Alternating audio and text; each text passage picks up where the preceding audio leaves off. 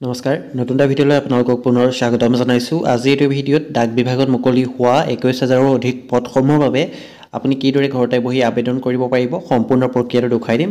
যদি আপোনালোকে মোবাইলত কৰিম বুলি ভাবিছে তেনে ক্ষেত্ৰত আপোনালোকে মোবাইলতো কৰিব পাৰিব। GDS দেখিছে অনলাইন এপ্লাই পুনৰ আৰম্ভ হৈছে। টোটেল ভেকেঞ্চি 21,000তকৈ বেছি পদ মুকলি হৈছে, যাৰ এপ্লাই 10 ফেব্ৰুৱাৰীৰ পৰা আৰম্ভ হৈ গৈছে। 3 মাৰ্চলৈকে অনলাইন আবেদন চলি থাকিব। যদি অনলাইন কৰোঁতে কিবা ভুল কৰিছিলে, যদি কাৰেকশ্যন কৰিবলগীয়া থাকে, তেনে ক্ষেত্ৰত কাৰেকশ্যন উইণ্ড'টো 6 মাৰ্চৰ পৰা 8 মাৰ্চৰ ভিতৰত খোল থাকিব, তেতিয়া আপোনালোকে কাৰেকশ্যন কৰিব পাৰিব। ঠিক আছে, অনলাইন আবেদন কৰোঁতে আপোনালোকে ভুল নকৰিব। সম্পূৰ্ণ প্ৰচেছটো মই আপোনালোকক দেখুৱাই দিম, কিদৰে আপোনালোকে অনলাইন কৰিব লাগিব, কি ডকুমেণ্ট আপলোড কৰিব লাগিব। ভালেমানখিনি পদ মুকলি হৈছে, যাৰ বাবে কোৱালিফিকেশ্যন কেৱল 10 পাছ কৰিলেই আপোনালোকে আবেদন কৰিব পাৰিব। BPM ABPM দুইটাতে আপোনালোকৰ মুকলি হৈছে, যাৰ এলিজিবিলিটি গোটেইখিনি ডিটেইলছ আপোনালোকৰ ইয়াত দিয়া হৈছে। ইয়াত আপোনালোকৰ দেখিছে পে স্কিলটো দিয়া হৈছে 12,000 হ'ব আপোনাৰ BPMৰ, আৰু ABPMৰ 10,000তকৈ অধিক হ'ব।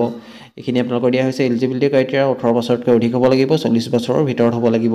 বাকী আপোনালোকে এজ ৰিলেক্সেশ্যন পাব, সেইখিনি আপোনালোকৰ PDF-টোত দিয়া হৈছে। এডুকেশ্যন কোৱালিফিকেশ্যনত আপোনালোকে দেখিবলৈ পাইছে মিনিমাম কোৱালিফিকেশ্যন আপোনালোকৰ 10 পাছ হ'লেই আপোনালোকে আবেদন কৰিব পাৰিব। নলেজ অফ কম্পিউটাৰ দেখিছে, নলেজ অফ চাইক্লিং এইখিনি দিয়া হৈছে, এইখিনি আপোনালোকে জানিব লাগিব। বাকী ডিটেইলছখিনি ইয়াতে আপোনালোকে পাই যাব। গোটেইখিনি PDF-টো আপোনালোকক মই ডেছক্ৰিপশ্যনত দি দিম, তাত গৈ আপোনালোকে ডাউনলোড কৰি ল'ব পাৰিব। বাকী প্ৰচেছটো আপোনালোকে PDF-টোত চাই ল'ব, কেতিয়া কিদৰে আপোনালোকৰ ডকুমেণ্ট ভেৰিফিকেশ্যন কৰা হ'ব, ডকুমেণ্ট ভেৰিফিকেশ্যনত আপোনালোকৰ কি প্ৰয়োজন হ'ব, গোটেইখিনি আপোনালোকে এডভাৰটাইজমেণ্টটোত পাই যাব। এতিয়া অনলাইন কৰিবৰ বাবে আপোনালোকে ডেছক্ৰিপশ্যনত দিয়া লিংকটো অ'পেন কৰক, নহ'লে indiapost.gds.online.in ৱেবছাইটটো আপোনালোকে লগইন কৰক। ইয়াত দেখিছে GDS অনলাইন এপ্লাই আপোনালোকৰ দেখিবলৈ পাইছে 21,413টা পদ নতুনকৈ মুকলি হৈছে। ভালেমানখিনি পদ পুনৰ মুকলি কৰি দিয়া হৈছে, যাৰ এপ্লিকেশ্যন ছাবমিশ্যন ষ্টাৰ্ট ডেট 10 ফেব্ৰুৱাৰী 2025 আৰু এণ্ড ডেটটো হৈছে 3 মাৰ্চ 2025। মাৰ্চৰ 3 তাৰিখলৈকে অনলাইন আবেদন চলি থাকিব। যিমান পাৰে আপোনালোকে সোনকালে আবেদন কৰিব। লাষ্টলৈ থাকিলে আপোনালোকৰ ছাৰ্ভাৰটো বহুত প্ৰব্লেম দিয়া দেখা যায়। প্ৰথমতে ষ্টেজ 1 ৰেজিষ্ট্ৰেশ্যন অপশ্যনত আপোনালোকে ক্লিক কৰিব।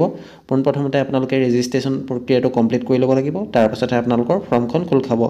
প্ৰথমতে আপোনাৰ এটা মোবাইল নাম্বাৰ দিব লাগিব, ভেলিড মোবাইল নাম্বাৰ দিব।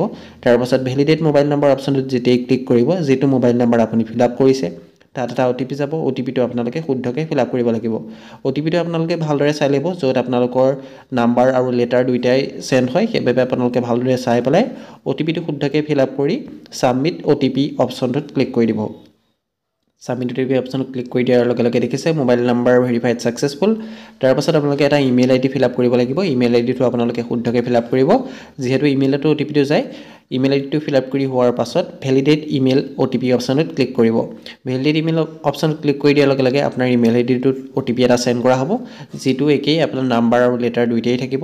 যদি ইমেইলৰ হোম পেজত শ্ব' কৰা নাই, তেনেহ'লে স্পেম অপশ্যনত আপোনালোকে চেক কৰিব, তাত আপোনালোকে OTPটো পাই যাব। ইয়াত আপোনালোকে ইমেইলৰ OTPটো শুদ্ধকৈ ফিল আপ কৰি ছাবমিট কৰি দিব। ছাবমিট কৰি দিয়াৰ লগে লগে দেখিছে ইমেইলৰ OTPটো মোৰ ভেৰিফাই হৈ গৈছে। তাৰপাছত আহিব এপ্লিকেণ্ট নেম। এপ্লিকেণ্ট নেমটো আপোনাৰ ক্লাছ 10ৰ মাৰ্কশ্বিট বা চাৰ্টিফিকেটত যিদৰে আছে ঠিক সেইদৰে ফিল আপ কৰিব। তাৰপাছত আহিব ফাদাৰ নেম বা মাদাৰ নেম। যদি আপোনাৰ ফাদাৰ ঢুকাইছে তেনে ক্ষেত্ৰত আপুনি মাদাৰ নেমটো ফিল আপ কৰিব পাৰে। ফাদাৰ নেমটো আপোনাৰ ক্লাছ 10ৰ চাৰ্টিফিকেট বা মাৰ্কশ্বিটত যিদৰে আছে সেইদৰে ফিল আপ কৰিব। তাৰপাছত আহিব date of birth. Date of বাৰ্থটো আপোনালোকে ইয়াত শুদ্ধকৈ ফিল আপ কৰিব। জেণ্ডাৰটো চিলেক্ট কৰিব। তাৰপাছত কমিউনিটি অৰ্থাৎ আপোনাৰ কাষ্টটো ইয়াত চিলেক্ট কৰিব। এইখিনি ভুল নকৰিব, ভুল হ'লে পাছত শুদ্ধ কৰিবলৈ আপোনালোকৰ অসুবিধা হ'ব। ইয়াত দিছে মই আনৰিজাৰ্ভটো চিলেক্ট কৰি লৈছোঁ। যদি EWS আছে EWS অপশ্যনটো আপোনালোকে চিলেক্ট কৰিব পাৰে। তাৰপাছত আপোনালোকে মেট্ৰিক ক'ৰ পৰা পাছ কৰিছে সেইটো মই আছাম চিলেক্ট কৰি লৈছোঁ। কোন চনত পাছ কৰিছে সেইটো আপোনালোকে চিলেক্ট কৰি ল'ব। তাৰপাছত আহিব যিটো কেপচাৰ কোডটো নিশ্চয় ছাইডত আপোনালোকে দেখিবলৈ পাইছে। কেপচাৰ কোডটো শুদ্ধকৈ ফিল আপ কৰি ছাবমিট অপশ্যনটোত ক্লিক কৰিব। দেখিছে first stage complete, first stage registration is complete. মোৰ ৰেজিষ্ট্ৰেশ্যন প্ৰক্ৰিয়াটো কমপ্লিট হৈ গৈছে। এতিয়া অ'কে কৰি দিম। অ'কে কৰি দিয়াৰ লগে লগে অকণমান সময় ৱেইট কৰিব। ৱেইট কৰাৰ পাছত আপোনালোকে দেখিছে পুনৰ আপোনালোকৰ আধাৰ কাৰ্ডৰ ডিটেইলছ ফিল আপ কৰিব লাগিব। আধাৰ কাৰ্ডৰ নাম্বাৰটো ফিল আপ কৰিব। PWD কেণ্ডিডেট যদি হয় তেনেহ'লে য়েছ কৰিব, যদি নহয় ন' কৰিব। তাৰপাছত আপোনালোকৰ যিটো লেংগুৱেজ আছিলে মেট্ৰিকত সেইটো আপোনালোকে চিলেক্ট কৰি ল'ব। মই আছামিজটো চিলেক্ট কৰি লৈছোঁ। যদি আপোনালোকৰ এমপ্লয়ী হয় তেনেহ'লে আপোনালোকে য়েছ কৰিব, যদি নহয় ন' কৰিব। তাৰপাছত আহিব আপলোড ফটো আৰু ছিগনেচাৰ। ফটোগ্ৰাফ আৰু ছিগনেচাৰটো আপোনালোকে চুইচ ফাইলত গৈ আপলোড কৰি ল'ব।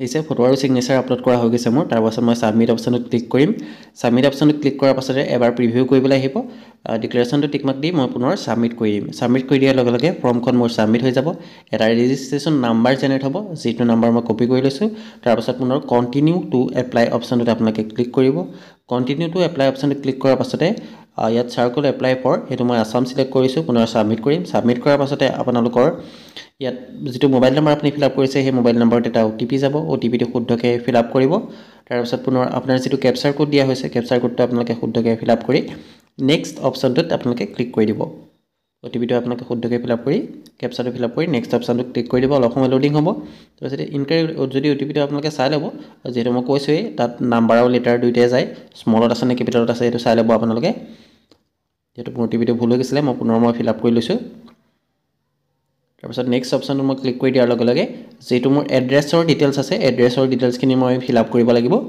ইয়াত দেখিছে কমিউনিকেশ্যন এড্ৰেছটো মই ফিল আপ কৰিব লাগিব য'ত হাউচ নাম্বাৰ ষ্ট্ৰীট আপোনাৰ ভিলেজ নেম তাৰপৰা ডিষ্ট্ৰিক্ট পিন কোড এইখিনি আপোনালোকে শুদ্ধকৈ ফিল আপ কৰিব লাগিব যদি কমিউনিকেশ্যন এড্ৰেছ আৰু পাৰ্মানেণ্ট এড্ৰেছটো যদি সেম হয় তেনে ক্ষেত্ৰত সেম এজ কমিউনিকেশ্যন এড্ৰেছ অপচনটোত আপোনালোকে টিক মাৰ্ক দি দিব দেখিছে মই গোটেইখিনি ফিল আপ কৰি লৈছোঁ পিন কোডটো আপোনালোকে শুদ্ধকৈ ফিল আপ কৰিব ডিটেইলছখিনি শুদ্ধকৈ ফিল আপ কৰিব দুবাৰ তিনিবাৰ আপোনালোকে চাই ল'ব তাৰপিছত সেম এজ কমিউনিকেশ্যন এড্ৰেছ অপচনটোত ক্লিক কৰিব তাৰপিছত আহিব বোৰ্ড নেম অৰ্থাৎ কোৱালিফিকেশ্যন ডিটেইলছত আপোনাৰ ক্লাছ 10 কোনটো বোৰ্ডৰ পৰা পাছ কৰিছে সেই বোৰ্ড নেমটো ইয়াত সিলেক্ট কৰিব লাগিব board of secondary education Assam SSLC 600 mark pattern with MIL সেই অপচনটো মই সিলেক্ট কৰি লৈছোঁ যেহেতু মোৰ বোৰ্ড সেইটো আছিলে তাৰপিছত আপোনালোকৰ ৰিজাল্ট টাইপটো মই মাৰ্ক সিলেক্ট কৰি লৈছোঁ মাৰ্ক সিলেক্ট কৰাৰ পাছতে ইয়াত গোটেই সাবজেক্টখিনিৰ মাৰ্কটো আপোনালোকে ফিল আপ কৰিব লাগিব ইংলিছত কিমান পাইছিলে তাৰপিছত MIL সাবজেক্ট কি আছিলে সেইটো সিলেক্ট কৰিব লাগিব তাৰপিছত আপোনালোকৰ এইদৰে general maths general science social science তাৰপিছত ইলেক্টিভ সাবজেক্ট কি আছিলে সেইটো সিলেক্ট কৰিবলৈ